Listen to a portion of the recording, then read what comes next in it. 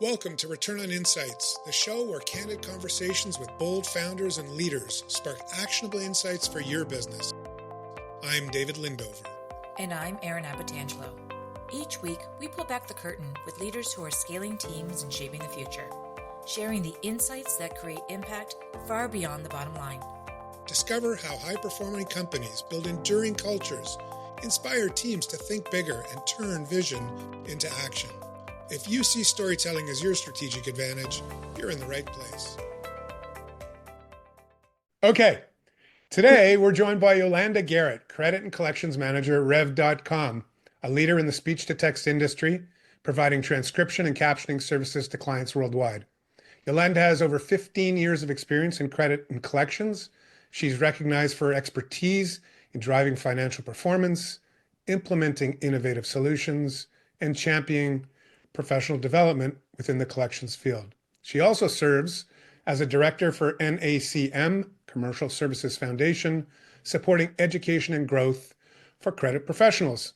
In this episode, Yolanda is going to share her insights on navigating today's challenging landscape of rising debt and declining collectibility, the critical role of data-driven decision-making, and the importance of ongoing professional development for collections teams. Welcome, Yolanda. Thank you, David. Happy to be here. Thank you. So let's get started. If you could briefly describe your role at Rev.com and some of the unique challenges you face in credit and collections, that'll get us a good start, and then we'll jump in deep. Okay, happy to. Yolanda Garrett, like you said, I am the Credit and Collections Manager, and that's really a broad term, right? So in my role, I handle billing with how we bill stuff. I do cash applications, collections, and then I'm also a jack of all trades, right? I'm learning to be the Zora admin, and basically, since I'm the senior person on our team, I've been there the longest at 6 years. I know where all the bodies are buried, right? So when people have questions, I'm the one that they come to for those answers. And then I grew the department from the ground up. I was the very first person that they hired 6 years ago, and so now we have 23 people in the finance department. And I've trained all those people at some point, right? Just to give the institutional knowledge that I have. And, interesting enough, when I got here, their collections was 3 years. They had aging that was 3 years old. And when I got here, they were like, don't worry about it. We're not going to get it. You just start from new. And I'm like, oh no, we are going to get that money. And so I'm happy to say that we were able to get 90% of that aging debt. And then over the years, I've been able to work down that. Now our bad debt is less than 1% of our annual revenue. So that is a really great achievement that I'm really proud of, and I hope that I can share some of my knowledge with everybody. Great, thank you. So how have rising debt levels and changing collectibility trends impacted your day-to-day ops at Rev.com? Yeah, first I'll start with the pandemic, right? That was a really tough time for everybody. And so we were worried about, are we going to be able to collect these debts? And so I think being able to provide grace and mercy, which you don't really hear a lot in the collection space, right? How do you work with customers? And so we were really intentional about making sure that we were working with our customers to help them through the pandemic. And being able to do that, right? Whether it's setting up payment plans, giving them a little grace with their terms, reaching in more frequently, getting more frequent payments. All of those things helped our customers. And so we basically had the best collections during that time. We had very little bad debt, and customers were very appreciative of that approach. And so we saw that transformed into bigger sales past the pandemic, because they're like, you were with us during this bad time, and now we're going to kind of reward you for being there for us. And so the sales has increased in some of those areas where we provided grace and mercy for some of our customers. That's very gratifying. Good to hear. What are the biggest risks you see for businesses in the current economic climate, which is obviously very different from the pandemic, but equally challenging, I think? I think it's, how are you going to navigate? I think we have a lot of older credit professionals that are used to, like, I'm going to call on the phone, and people don't want to talk to you on the phone anymore, right? People want to talk to you via email. How are you going to figure out innovative ways to get the debt, right? Are you going to be proactive? If you have a small collections team, do you employ AI for some of that, right? Who's doing the reach out? Are you being proactive? How do you communicate? All of those things with the way the economy is right now is important. And how do you find red flags. Like if a customer is changing how they pay you, how do you identify that? Because sometimes you can get ahead of it before it ever happens. And so we look at like average days to pay. I know that's not beautiful. Everybody doesn't look at that. It's not a sexy stat, but it is a really great stat. And so if you were paying me on time and now it's 5 days and now you move to 10 days and now you move to 15 days, well, you know what? We need to take a closer look at you, right? Maybe we need to ask them if there's something going on. Sometimes if you have that relationship with the customer, they're very transparent. I have customers say like, you know what? Financially, we are struggling.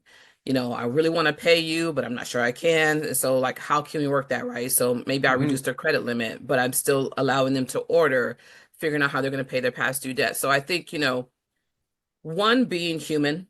I think collection people get a bad rep because you have those people who call you every day and harass you, but that's not really how collections should work, especially when you're talking about collecting from other customers or companies.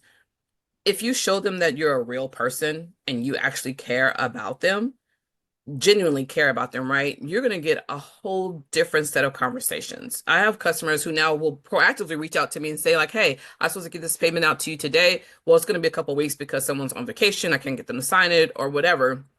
Now we're getting proactive communication because we are proactive in our communication. So no matter what the economy is doing or what the world is doing, if that is your base for how your collection teams work, you're going to be able to weather whatever storm happens.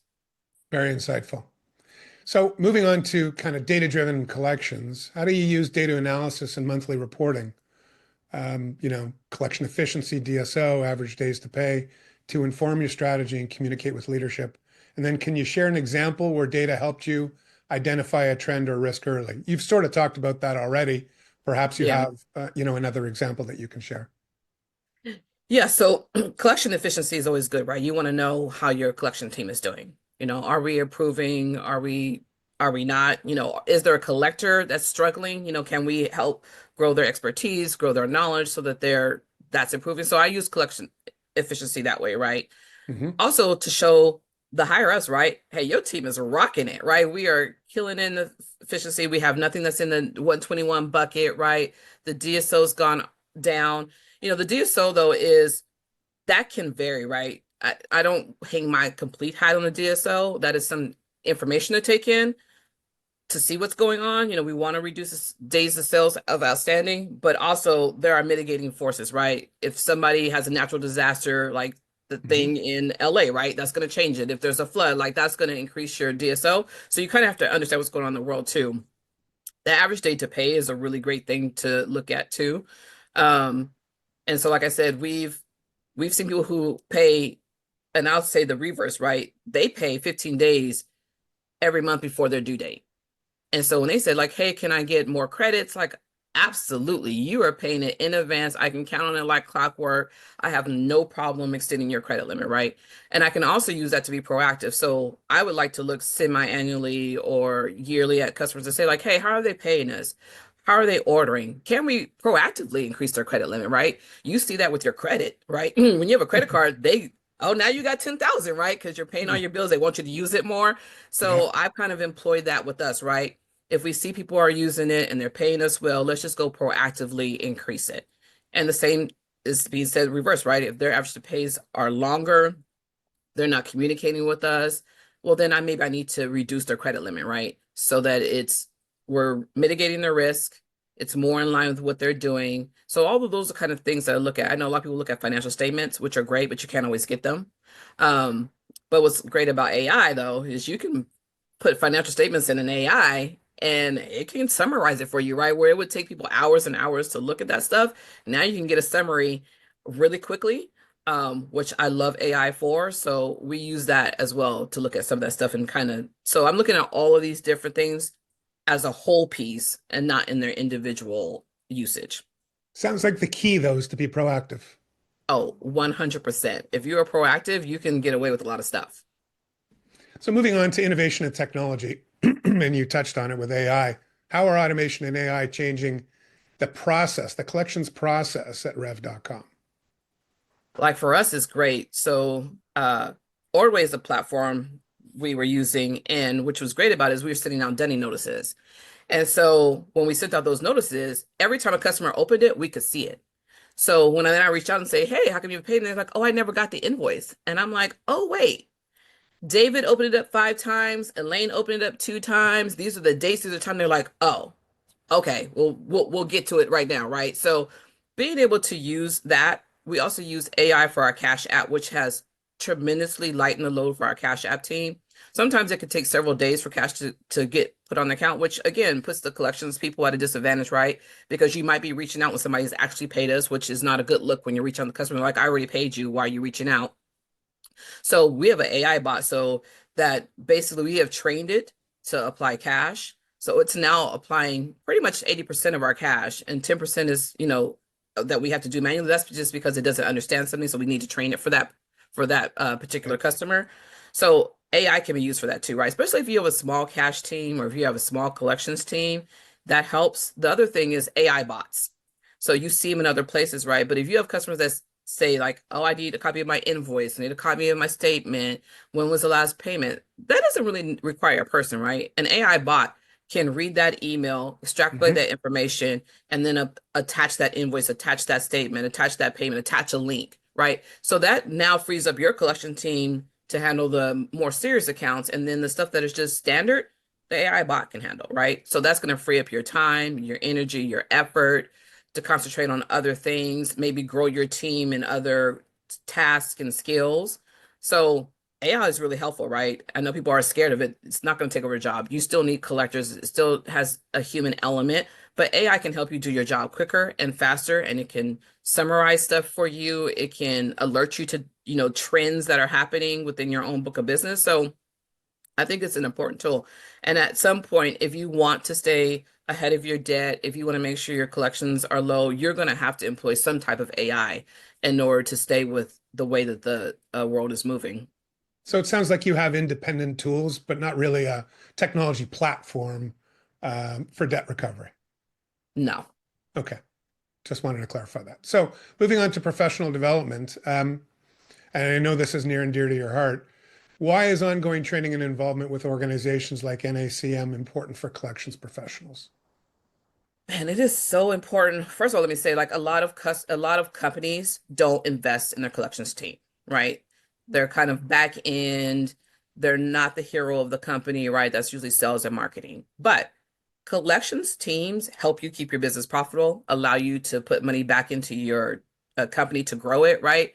So you need a good collections team, but you also need that collections team to know how to collect, change different tactics, right? I have learned all these different tactics by going to the NACM conferences and networking with other collection professionals, seeing how they handle different things when it comes up on their side, having certifications, right? There are certifications that you can get with NACM. So all of that is to grow your collections team so they can be the best collections. The laws have changed, right? There's a new law in California about how you can and cannot collect different things, right? You got to know that, because if you don't know that and you collect wrongly, you could be sued, right? So you need to be in the know of what's going on. You need your collections team to be able to know that. And the small amount that it might cost to send a couple people to NACM is really not huge. And I'm the director of the foundation, and we offer scholarships, right? So you can apply for a scholarship and get the whole fee paid. So the interest fee will be paid, and then you just pay for the airfare and the hotel, right? So there are ways to mitigate your expenses, but it is very profitable to have your collections team always growing. Also, like there's things about the market, right? So maybe your team doesn't know about marketing. Maybe they don't look at the news, but in these things, they have all these different classes, right? To Excel skills, how to email people, which is, a basic thing, how to use AI. There's also vendors there that can help you grow your business, right? Whether it's Cash App or billing or AI related things that will help grow your team or your business. Like all of those vendors are there that you can meet with, right? You can get discounts through NACM with some of those things. So there is more pros and cons in making sure that your collections team is always growing with their skills, their understanding, their networking. I really encourage every company to do that because it really makes a difference. And I think it also makes your employee feel valued, right? Because you care about me enough to make sure that I'm growing in my skills where I can benefit the company and also benefit myself. Because a lot of groups feel devalued, right? Because they have to fight to be able to go to some of these things where like sales, you're sitting in all kinds of conferences, right? You're sitting in marketing at all kinds of conferences. That should be no different than the collections team. And so if you can do that, you're going to find some diamonds in the rough. You're going to grow the knowledge. You're going to grow their understanding. It's just going to benefit the company all around to do that. And the person too, And the obviously. person. Yeah, I definitely agree with you there. So moving on to proactive strategies, and we touched on this earlier, and you gave us some examples, but I'm going to ask again for a proactive strategy that you would use when you're managing a difficult account. What are you going to do? What does that look like? How would you teach the young collector who's coming up underneath you to deal with those situations? So one, you want to be proactive just in general, right? Because you want your customer to know you. If the only time your customer ever speaks to you is when you're demanding money, that's probably not a good relationship, right? So Correct. my thing is establish a relationship with your customer. I periodically just reach out to my customers just to say how they're doing and not anything about, actually collecting the money. If they told me they were sick, I make sure to reach out to say if they're feeling better. We had somebody who passed away. We all signed a card and sent it out, right? So having that relationship before things get bad is really important. Now, if you haven't been able to establish a relationship and you have a difficult customer, I recommend sending out a couple of emails, but also getting on a Zoom call, right? Face-to-face conversation is usually 100 times better than an email if they don't know you because they don't recognize tone. They don't know what you look like, right? They can't see your facial expressions when you're saying something, right? So I've been able to mitigate a lot of frustration by having Zoom conversations.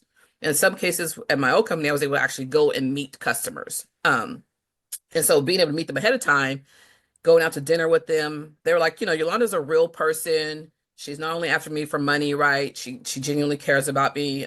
So being able to do that. And then you're just going to have some customers that are just difficult no matter what, right? It doesn't matter what you do, what you say, they're going to be difficult. But I always try to handle them like I would want to be treated, right? So if they have annoyed me, because customers annoy you, what I try to do in emails, I throw those emails that I create in GBT chat, right? For tone, for to change it, right?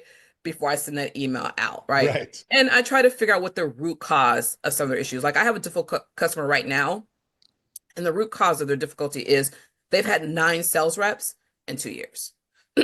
So they are just frustrated. They have to say the same thing over and over again. And so what Right. I've told them is, you know what?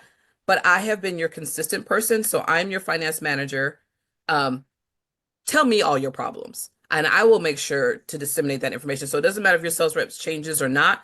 I'm going to be the person that's going to be your consistent information. So trying to find the root cause of their frustration and then seeing if you can fulfill whatever that cause is, right? Or fix whatever that cause is, because that'll also go a long way. Now I have people who are not even my customers anymore. They belong to some other collectors, but they're like, hey, Yolanda, I have this problem. I know you helped me in the past. Can you help me navigate this? And I help them even if they're not mine anymore. And so that also goes on, right? They know they have a problem. They can come to me and I'm going to fix it. Or I'm going to say like, hey, this is not fixable. I'm going to be transparent and giving them the answer, right? And even though that they don't like it, they respect it, right? So can you gain their respect?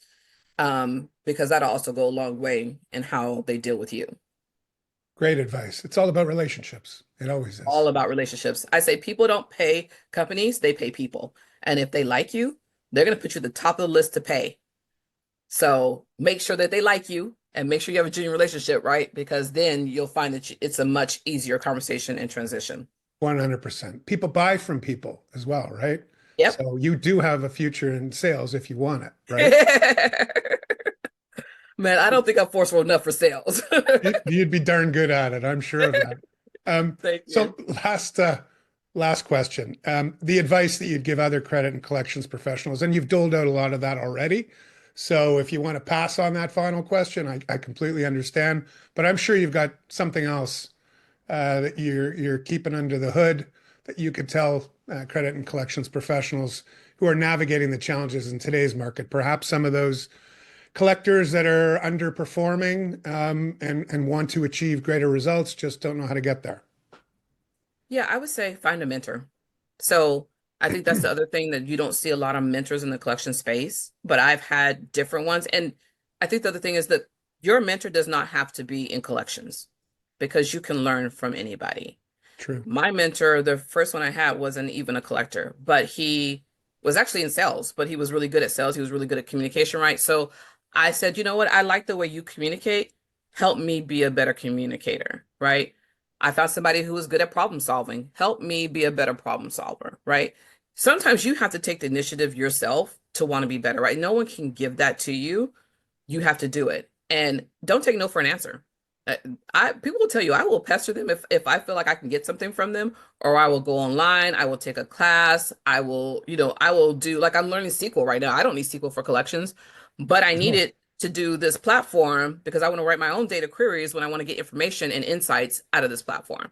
So if you need a skill, don't let anyone tell you you can't go get that skill, whether it's, for your immediate job or not. I don't let anyone stand in my way when I want to go get something or information.